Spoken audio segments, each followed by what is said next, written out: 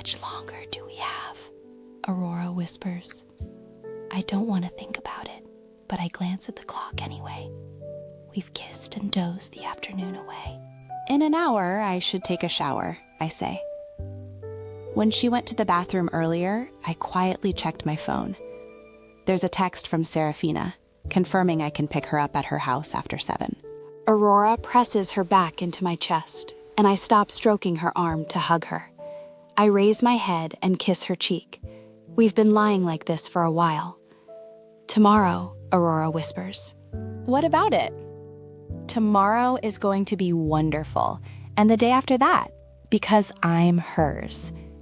Tonight is the only concern, and that's mine alone. What if you waited until tomorrow? She asks. I tighten my grip on her and bury my face in the back of her neck. No, it's the right thing to do, I say softly. I kiss her shoulder. Somewhere in the back of my brain, I'm still amazed that she wants me to touch her. Aurora rolls over, and we settle in, facing each other. Tell me a story, she demands. What kind of story? I try to hide the amusement in my voice because she's being very solemn. About us, she says. Something true. Something that happened when we didn't know we loved each other. I think I understand what she's asking. I wonder if she has stories of her own. Do you remember that tiara my mom got you one year for Christmas? I start. She said, Felix picked it out. I bought it. I saw it at a store and knew you would love it. I gave it to Mom and asked her to say it was from both of us. Aurora's mouth hangs open. Oh, Felix, she says. You could have told. No, I cut her off gently. I couldn't have. We hadn't gotten each other Christmas gifts for years. It would have been weird. Oh, Felix, she says again, but this time she's agreeing with me. Now you tell me a story, I say. Well, she begins, remember the Valentine's Day right after that? You were sick, and I brought you that note from... She stalls at that part, but I don't need her to continue. I remember. The agony I'd felt that day stayed fresh for the rest of that winter. I'd obsessed over that embarrassing conversation for weeks. You were so hot, Aurora moans, looking away from me, and I blink in surprise. She scrunches up her face and closes her eyes against the memory. You were shirtless and sweaty and flushed and... She breaks off into a frustrated growl. When she looks back at me, she says, but you saw me checking you out, right? You had to have. It was so obvious. I thought you had brought me a Valentine, I reply, voice a little choked. I was confused and happy, and then a different sort of confused when it was from Serafina. I find myself faltering again. I thought you could see my mistake, and I felt so sick and gross in front of you, and you were so beautiful like always. You thought that How could I have? Felix, no, she says, eyes wide. We're staring at each other in amazement. I wish I could go back in time, she whispers. Why don't you just go back to telling me I'm hot? I tease. Aurora laughs. She tells me about both loving and hating going with the mothers to my soccer games. She says my muscled legs and my running shorts drove her to distraction. I want another story, she says.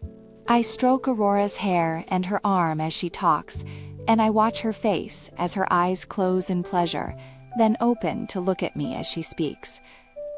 Last Halloween, I finally say, I was watching you the whole night. I couldn't stop myself. You were... I sort through all the vocab words I'd used her to help me remember. You were splendiferous that night, Aurora. Like, if I'd had one of those new phones that take pictures, it would have crossed my mind to try and take one. She's smiling at me as I confess how horrible I am. I guess I should be glad she thought Wuthering Heights was romantic. I wasn't even wearing a sexy costume, Aurora giggles. You were radiant, I tell her. I was particularly moonstruck that night. Her pale skin and the dark shine of her hair have always had the power to hypnotize me. I couldn't keep my eyes off you, I confess. Before you ran into me, I looked away so you wouldn't see me staring, but I misjudged your speed and we both laugh at the memory. I can see her reaching back in her mind. You were worried James and I would have sex that night, she says, voice soft. Yeah, well, that's because if I had been in James's position, I trail off. She bites her lip as a smile creeps up. I guess we know now what would have happened, she says. Well, I can't imagine how we could have possibly reached that point, I say, teasing. Aurora's gaze shifts, like she's watching a movie I can't see. Say that when we collided, Aurora muses, my drink spilled on me instead, and I said, come up with me and stand guard while I change my shirt. I'd have wanted to have a moment with you, and I bet you'd have done as I said. Sure, I say, encouraging her to continue. And then upstairs, you'd have finished your drink while I changed shirts. Maybe? Yes, Aurora tells me, because you would have been nervous, right? You said the Halloween magic had you enthralled, and you weren't driving for once. She doesn't wait for me to agree with her. She knows she's correct. You would have downed that drink while staring at my door, trying not to think about me taking off my shirt on the other side.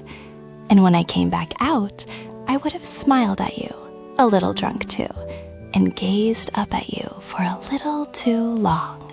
Suddenly, I can see it exactly as she describes, as if it had happened that way. If you'd kissed me, Felix, I would have been astonished, but I would have pulled you right back into my room, and, well, like I said before. She smiles.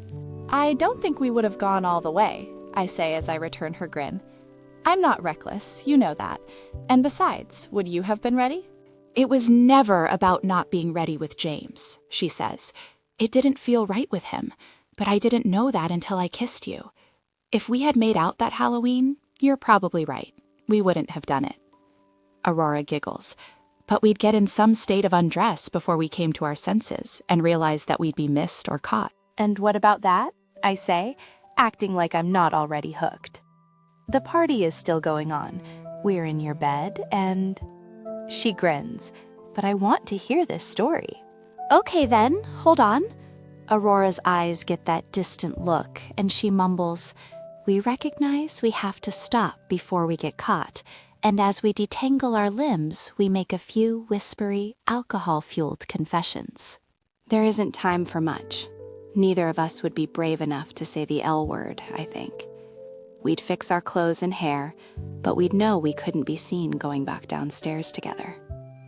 We'd agree that I should go first, Aurora decides. Since it's my house, I'd be missed first. I'd sneak back to James and pretend to be more drunk than I was, and you would wait and sneak back to the party a few minutes later. Do you think we'd get back in our places in time? That our excuses would be believed? I'm pleased that she wants my opinion. Someone would have seen something, I decide, but nothing big enough for anyone to say anything about it until the next day. Aurora nods and continues. We'd have to pretend to act normal and try to avoid each other for the rest of the party. We'd probably both drink more to disguise our notions, both try and fail not to watch the other across the crowd. Before the night was over, I'd be wondering if our encounter had really meant anything to you, or if you'd just been drunk. She looks at me for confirmation. Yeah, same, I say. In the morning, I'd pretend to be sick. Nah, I'd probably be sick in the morning and use the excuse to get my friends who stayed the night out ASAP. Where would you have been? She asks. At home. Alone. I would have called you the moment I saw James's car leave. Aurora smiles, pleased either by my contribution to the narrative or by my obsessive nature. I'm not sure which. Okay, she says.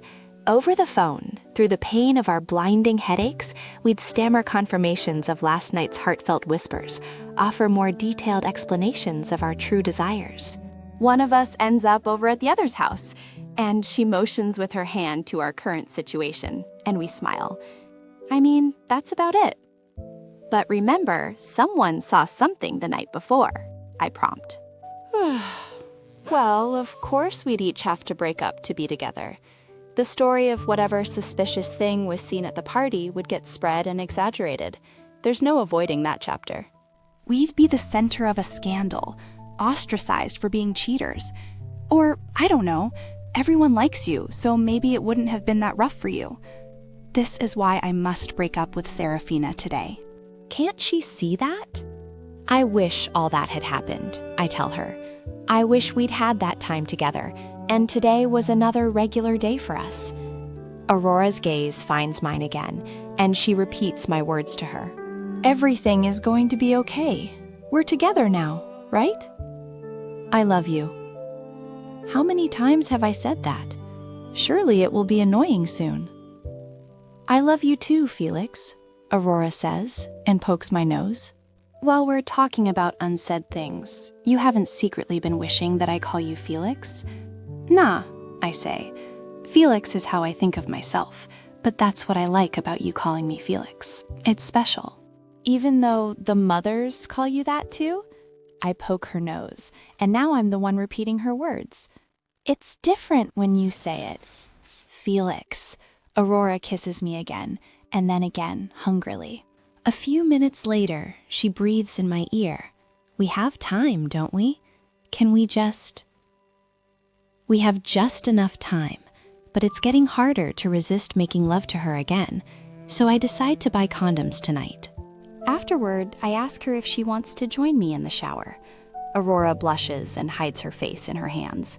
We're lying on our sides, tangled together still. Aurora?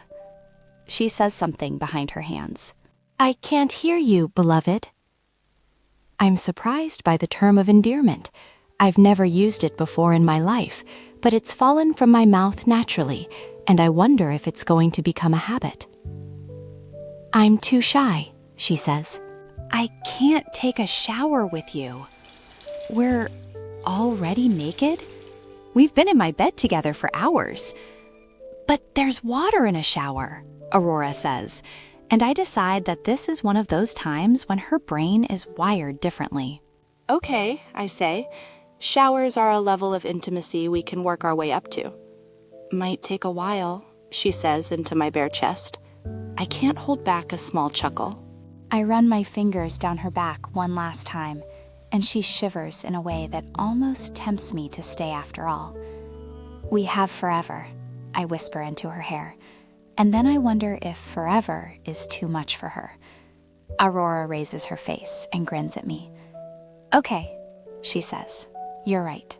We lock our lips together deeply. Then I kiss her forehead and climb out of bed. She doesn't follow me as I gather my clothes.